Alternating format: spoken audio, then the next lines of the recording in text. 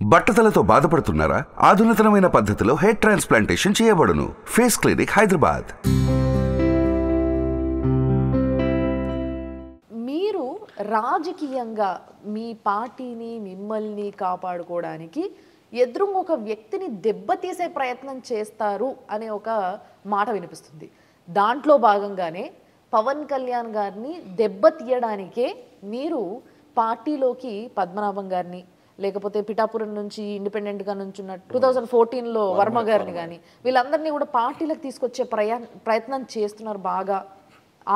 దాంట్లో ఫస్ట్ ముందున్నది పేరు మీదే, అంటే వాళ్ళు రావాలన్న ఇష్టం మీదే. ముద్ర పద్మనాభం పెద్ద ఆయన, మా నాన్నగారు ఫ్రెండ్ అయినా ఆయన చాలా గౌరవం. మాట్లాడతాను, రెగ్యులర్గా మాట్లాడతాను పద్మనాభం గారితో. వర్మ గారితో కూడా వర్మ గారు నా వచ్చి ఫ్రెండ్ మాట్లాడతాను. ఆల్మోస్ట్ ఆల్ అండి, అంటే కొండబాబుతో తప్ప తెలుగుదేశం పార్టీ వాళ్ళు అందరితో నాతో టచ్ ఉంటారు. అందరూ ఫ్రెండ్సే. ముమ్మడివరం ఎక్స్ఎమ్మెల్యే బుచ్చిబాబు ఫ్రెండే. ఎక్సెప్ట్ కొండబాబుతో మాట్లాడకూడదు కదండి, పొలిటికల్ వేరే ఉంటుంది. అలా కాదు, పొలిటికల్ వేరే ఉన్నప్పుడు మాట్లాడకూడదు సార్. నా అపోజిటే కదా ఇక్కడ. మిగతా అందరూ మాట్లాడతారు సార్. అందరూ తెలుగుదేశం పార్టీ వాళ్ళు అందరూ నాతో మాట్లాడతారు. ఇంత గ్యాప్ ఉంది కదా. ఇక్కడ ఒక ప్రశ్న అడుగుతున్నానండి, పార్టీ వేరు అన్నారు కదా, ఇక్కడ కొండాయిపాలెం వంతెన ఉంది ఇక్కడ. అది కాకినాడ ప్రజల ఒక చిరకాల కోరిక, అది కళ, అది నెరవేరాలి. అది నెరవేర్చిన ఘనత మీదే, ద్వారంపూడి గారి లేదనేది. ఏ పార్టీ అధికారంలోకి ఉంటే గినా అది పూర్తి చేసిన తర్వాత వారి తండ్రుల పేర్లు, లేదంటే ఆ పార్టీ పెద్దల పేర్లు, వాళ్ళ పార్టీ ఏదో ఒకటి పెట్టుకుంటారు అనమాట. కానీ ఎవరికి అర్థం కాకుండా ముత్తా గోపాలకృష్ణ గారి పేరు పెట్టారు. ముత్తా గోపాలకృష్ణ వంతెన వారధిగా నామకరణం చేశారు. అసలు కారణం ఏంటి? అసలుకి మీరు పార్టీ వేరని స్నేహితుడైన కొండబాబుతో మాట్లాడడానికే సంకోచిస్తున్న మీరు, వెనకడిగిస్తున్న మీరు, మీ హయాంలో పూర్తి చేసిన వారధిని ముత్తా గోపాలకృష్ణ గారి పేరు ఎందుకు పెట్టారంటారు? అసలు కాకినాడలో నాకు తెలిసిన ఎమ్మెల్యే మల్లాడి స్వామి గారు, నేను, కొండబాబు, ముత్తా గోపాలకృష్ణ గారు. కరెక్ట్గా చెప్పాడు. ముత్తా గోపాలకృష్ణ గారు ఎప్పుడు కూడా కాకినాడ బాగుండాలి, కాకినాడ కొత్తదనం ఏదో చేయాలి, కాకినాడ అభివృద్ధి చేయాలని ఎప్పుడు అదే మైండ్ తిన్నవాడు ఆయన. ఈరోజు కాకినాడలో అంటే నేను అభివృద్ధి చేస్తున్నా, నేను ఆయన చూసి నేర్చుకున్నది. ఎప్పుడు కూడా ఏదో చేయాలని దృక్పథం ఉన్న మనిషి. సో ఆయన పేరు పెట్టాలని ఆ బ్రిడ్జ్ తెచ్చింది ఆయనండి. అంటే ఫౌండేషన్ ఆయనే చేశాడు 2009లో. తర్వాత నేను ఎమ్మెల్యేని అయ్యాను, నేను స్టార్ట్ చేశాను పని. తర్వాత నేను ఓడిపోయాను. కొండబాబు ఏమీ చేయలేదు. నేను ఓడిపోయే టైంకి ఎలా ఉందో మళ్ళీ మనం గెలిచే టైం కూడా అలాగే ఉంది. 5 years అతనే ముట్టుకోవాలి. మళ్ళీ నేను వచ్చిన తర్వాత దాన్ని ఫాస్ట్ అప్ చేసి, అప్పుడు ముత్తా గోపాలకృష్ణ గారు రాజశేఖర్ ఉన్నప్పుడు 3 ROBలు తీసుకొచ్చారు. 3 ROBలో 2 ROBలు నేను ప్రారంభించేశాను. ఒకదానికి సంజయరావు గారి పేరు, అంటే ఎక్స్ సెంట్రల్ మినిస్టర్ సంజయరావు గారి పేరు. ఒక బ్రిడ్జ్కి ఏమో డాక్టర్ వైఎస్ రాజశేఖర్ గారి పేరు పెట్టాను. సో మూడోది, ఈ బ్రిడ్జ్లని తెచ్చింది ఈయన, డెవలప్మెంట్ చేసింది ఈయన, కాబట్టి ఆయన పేరు పెట్టుకుందాం. పైపచ్చి కాకినాడ పట్టణంలో డెవలప్ చేశాడండి ఆయన, అందులో డౌట్ లేదు. కాకినాడలో ఎవరైనా చెప్తారు ముత్తా గోపాలకృష్ణ గారు కాకినాడను కొంచెం అందంగా చేయాలని దృక్పథం ఉన్న మనిషి. అందుకని ఆయన పేరు పెడదామని చెప్పేసి నేను ఆయన పేరు పెట్టడం జరిగింది సార్. ముత్తా గోపాలకృష్ణ వారధి. అది సంస్కారం. ఆయన పేరు పెట్టుకోవడం నా అదృష్టం. చాలా గొప్ప మనసు మీది. అదేవిధంగా కాకినాడ పోర్టు ఉంది, ఇక్కడ కార్మికులు, లేబరు వీళ్ళంతా ఎక్కువ ఉంటారు కాబట్టి ఈఎస్ఐ ఆసుపత్రి అనేది చాలా నీడ్ ఇక్కడ. మరి ఈఎస్ఐ ఆసుపత్రిని 100 కోట్లతో తీసుకొచ్చి కాకినాడకి ఒక తలమానికంగా ఉండేలా ఒక నిర్మించి ఉన్నారు ఇక్కడ. కానీ మీ హయాంలోనే మీరు ఎమ్మెల్యేగానే ఈఎస్ఐ ఆసుపత్రిని ప్రారంభింపజేస్తారంటారా? శంకుస్థాపన ప్రారంభోత్సవం చేస్తాం సార్. ఆల్రెడీ రన్నింగ్ లో ఉంది. డాక్టర్స్ ఉన్నారు, స్టాఫ్ వచ్చారు.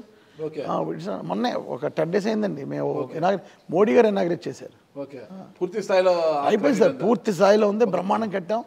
అదృష్టం అంటే మేమే శంకుస్థాపన చేసి, నేను వంగగీత విశ్వనాథం గారు, ఎంపీ మేడం గారు, ఇందులో పూర్తి కృషి మేడంది కూడా ఉంది. సెంట్రల్ గవర్నమెంట్కి వెళ్ళి ఇక్కడి నుంచి వెళ్ళిపోయిన హాస్పిటల్ ఇది. ఇక్కడి నుంచి రాజమండ్రి షిఫ్ట్ అయిపోయిన హాస్పిటల్ని మళ్ళీ వెనక్కి తీసుకొచ్చి మేడం గారు. ఎలా సాధ్యమైంది అది? పొలిటీషియన్ అనుకుంటే సాధించలేదు ఏమీ లేదు సార్. ఈరోజు నేను ఒకడు వస్తాడు నా దగ్గరికి, సపోజ్ నాకు చాలా కష్టంగా ఉంది అండి, ఏదో చెప్తాడు ప్రాబ్లం. మనస్ఫూర్తిగా మేము చెయ్యాలని భావిస్తే చేసేయగలం సార్. అది ఎంత కష్టమైనా చేసేయగలం. మాకు ఉండాలంతే మనసు చేయాలని. పొలిటీషియన్ అనుకుంటే కానిది ఏమీ లేదంటారు మీరు. పొలిటీషియన్ అవతల ఉన్నది కూడా పొలిటీషియనే కదా. ఎక్కడ సార్? రాజమండ్రిలో కూడా అదే కదా అంటున్నాను. రాజమండ్రిలో ఏ పొలిటీషియన్ అంటే కానిది ఏమీ ఉండదు. అక్కడ మా పార్టీ పొలిటీషియనే, అక్కడ మా పార్టీ ఉన్నది పొలిటీషియనే కదా. ఇక్కడ ఉన్న పవర్ పొలిటీషియన్. నేను అదే చెప్పాను కదా, అక్కడ పవర్ లేని పొలిటీషియన్. అక్కడ మా పార్టీ వాళ్ళు ఉన్నారు. లాజిక్ ఏంటంటే పొలిటీషియన్ అనుకుంటే ఏదైనా చేయగలడు అన్నారు. నేను గీత గారు అనుకున్నాం, సాధించాం అంతే. అవతల వాళ్ళు కూడా పొలిటీషియన్సే కదా, అనుకోలేదేమో. ఓకే, మీరు అనుకున్నారు, తెచ్చారు, వాళ్ళు అనుకోలేదు, అందుకే మీ వైపుకి వచ్చింది ఈఎస్ఐ ఆసుపత్రి. పవర్ పొలిటిషియన్ అయిన మీరు మరి పవర్ కాదులేండి, అంటే అన్న చెప్తున్నారు కదా పవర్ అంతే కదా, పవర్ పొలిటీషియన్ కాబట్టి వెళ్ళిపోయిన ఈఎస్ఐ ఆసుపత్రి ఇంటికి తిరిగి వచ్చింది, మీ హాయంలోనే పూర్తి చేసుకున్నారు. కాదు సార్, అది అక్కడ మా పొలిటీషియన్ అన్న గతంలో ఉన్న పాలకులు, ఓకే, తెలుగుదేశం పార్టీ అధికారులు ఉన్నప్పుడు అంతకుముందు పాలకులు కేంద్ర మంత్రి పలనాథ్ గారు చేసేసారు. మాకు ఇక్కడ పెద్ద పెద్ద శాఖలు చేశాడు ఆయన, డెవలప్మెంట్ జరగలేదు మాకు. కాకినాడ పట్టణానికి ఈరోజు పలనాథ్ గారు ఏం చేశారు అని అనుకుంటే ఏమీ లేదు. మనం రాజకీయాల్లో ఉన్నప్పుడు మనల్ని ప్రజలు మన మీద నమ్మకంతో గెలిపించినప్పుడు మనం ఏ స్థాయిలో ఉన్నా ఉన్నత స్థాయికి ఇంకా వెళ్తే ఇంకా బాగా. ఈరోజు బాలయ్య గారి పేరు చెప్పుకుంటలేదని మేము, మరి బాలయ్య గారు ఉన్నప్పుడు ఏం చేశాడు అభివృద్ధి, మాకే బ్రహ్మాండమైన అభివృద్ధి చేశాడు ఆయన. సో రాజకీయాలు ఉన్నప్పుడు మన పేరు చెప్పుకునేలాగా చెయ్యాలని నా భావన. ఎన్నికల సమయంలో ఇంకా ఎన్నికల ఒక 2 నెలలు ఉన్నాం కానీ మీరు ఇక్కడ ఏదైతే డైరీ ఫామ్ దగ్గర కలియుగదేవి వెంకటేశ్వర స్వామి ఆలయం నిర్మించారు, అక్కడ కళ్యాణోత్సవం జరిపించారు, అది కూడా అంగరంగ వైభవంగా జరిపించారు. స్వామి చేయించుకున్నాడు సార్ అలాగే. ఓకే, స్వామి చేయించుకున్నారంట. మరి స్వామివారి ఆశీర్వాదము దొరికిందా మీకు? ఉంటుంది సార్, దొరికిందా? ఉంటుంది, ఎప్పుడు ఉంటుంది. ఎందుకు ఆ సమయంలో స్వామివారి కళ్యాణం అంత పెద్ద ఎత్తున చేయాలనిపించింది మీకు అసలు? అంటే యాక్చువల్గా గుడి పూర్తయిన తర్వాత కళ్యాణం చేయాలనుకున్నానండి. గతంలో ఒకసారి ఇక్కడ ఆనందభారతిలో చేశాను. ఆనందభారతి గ్రౌండ్ మ్యాక్సిమం 10,000 మంది ఎక్కువ పట్టరు. ఆ రోజు చాలామంది బయట నిలబడిపోయారు పాపం, స్వామివారి కళ్యాణం చూడలేకపోయారు. నాకు తెలిసిన బయటకు 7-8 మంది ఉన్నారండి. అందరికీ చూపించాలి కళ్యాణం అని, మళ్ళీ చేయిస్తాను స్వామి నీ కళ్యాణం చాలామంది చూడలేకపోయారు అని అనుకుని రంగరాయ మెడికల్ కాలేజ్ గ్రౌండ్లో పెట్టానండి. అక్కడ 35,000 కుర్చీలు వేసి తిరుపతి నుంచి ఒక 40,000 లడ్డూలు తెప్పించి వచ్చిన ప్రతి వాడికి ప్రసాదం ఇచ్చి అక్కడ 40,000 మందికి, అంటే ఒక 5,000 మందికి ఎక్స్ట్రా కూడా టిఫిన్లు కూడా అన్నీ వండించి అన్ని ప్రమాణం చేస్తారు. ఎక్కడ ఇంత ఇన్సిడెంట్ లేదు సార్. స్వామివారు చాలా ఆనందంగా కళ్యాణాన్ని జరిపించుకున్నారు. అక్కడ ఆనందంగా ఎవరైనా చూసారా కళ్యాణాన్ని, స్వామివారి కళ్యాణాన్ని? అందరూ చూశారు సార్ ఆల్మోస్ట్. ఓకే, మీ అనుభూతిని చెప్పండి. చాలా బాగా చేశారు సార్. అటువంటి కళ్యాణం ఎప్పుడు చూడలేదు సార్. ఆ తిరుపతిలో అక్కడ చేస్తారని అనుకున్నాం, కానీ అదే కళ్యాణం కాకినాడలో చేసి చాలా ఆనందం కలిగించారు మా చంద్రశేఖర్ రెడ్డి గారు.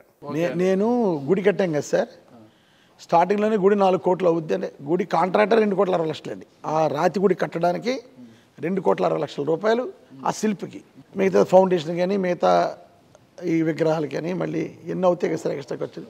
4 కోట్ల రూపాయలు అవుద్దని ఎస్టిమేషన్ ఇచ్చారు నాకు. ఓకే గోయడా, నేను ₹1 కూడా డొనేషన్ తీసుకోలేదు సార్. నేను ఎందుకు తీసుకోలేదంటే ఇవ్వరని కాదు, ఈరోజు నేను అడిగితే నా మీద నమ్మకంతో ఇచ్చే ఫ్రెండ్స్ చాలామంది ఉన్నారు. కానీ నేను తెలుగుదేశం పార్టీ వాళ్ళు భయపడి నేను డొనేషన్ తీసుకోలే. తెలుగుదేశం పార్టీ వాళ్ళు ఎటువంటి వాళ్ళు అంటే, అదిగో చంద్రశేఖర్ రెడ్డి గుడి పేరు చెప్పి దోపిడీ చేసేస్తున్నాడు, గుడి పేరు చెప్పి అందరి డొనేషన్ వసూలు చేసేస్తున్నాడు. ఈరోజు ఇంత స్వచ్ఛంగా తెల్లగా పాలలా ఉన్నానంటే కారణం నేను ఎవరి దగ్గర ₹1 ఈ రోజు కూడా తీసుకోలేదు. పెద్ద మనిషి ఆయన ఉన్నాడు, ఆయన మన గుడికి వచ్చి, గుడి ఒకడో కట్టకూడదు సార్, అది కరెక్ట్ కాదు, గుడిలో ఎంతో కొంత ₹1 అన్నా సరే గోడ డొనేషన్ తీసుకోండి అని చెప్పాడు. అది నాకు మొన్నే చెప్పారు కాబట్టి, అంటే 4 కోట్ల గుడి పూర్తి అయిపోయింది, ఇంకా కొన్ని కాంపౌండర్లు కూడా కట్టాలి సార్, అది టీటీడీ నిధులతో అవి కడుతున్నాను. అంటే 5 కోట్లు అవుతుంది గుడికి ఇప్పుడు దగ్గర. సో అది అయిన తర్వాత అందరిని ఇన్వాల్వ్ చేస్తారు. చాలామంది స్నేహితులు వచ్చి ఇప్పుడు ₹1,00,000 ఇస్తాం, 2 లక్షలు ఇస్తాం, 3 లక్షలు ఇస్తాం అంటే వాళ్ళు ఒకటే చెప్పాను, మీరు ఏది ఇచ్చినా వస్తు రూపేణ ఇవ్వండి. ఒక వెండి ప్లేటో, లేకపోతే వెండి హారతి ఇచ్చిదో, లేకపోతే వెండి గంటో, లేకపోతే రాగి గంట ఏదో ఇవ్వండి, దాని మీద మీ పేరు రాయించుకోండి, ఇవ్వండి. అక్కడ వాళ్ళు వచ్చినప్పుడు ఆ వస్తువు కనపడాలి, అక్కడ వాడికి కూడా ఆనందం కదండి. ఇప్పుడు నేను గుడిలో వాడి దగ్గర 10 లక్షలు తీసుకుని గుడిలో పెట్టాను అనుకోండి, ఎక్కడుంది గుడిలో తెలియదు కదా సార్, పబ్లిక్ తెలియదు.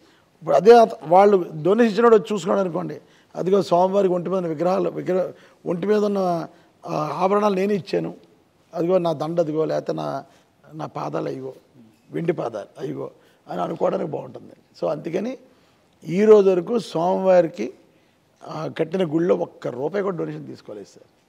నేను డొనేషన్ ఇవ్వడానికి వ్యక్తులు రెడీగా ఉన్నా, కేవలం వీళ్ళు ఒక ఫాల్స్ ఎలిగేషన్ కోసం చెప్పి ఎవరికి అవకాశం ఇవ్వలేదని. థ్యాంక్ యూ, నమస్తే. Thank you sir. సుమన్ టీవీలో మీ పర్సనల్ అండ్ బిజినెస్ ప్రమోషన్స్ కోసం కింది నెంబర్కి కాంటాక్ట్ చేయండి.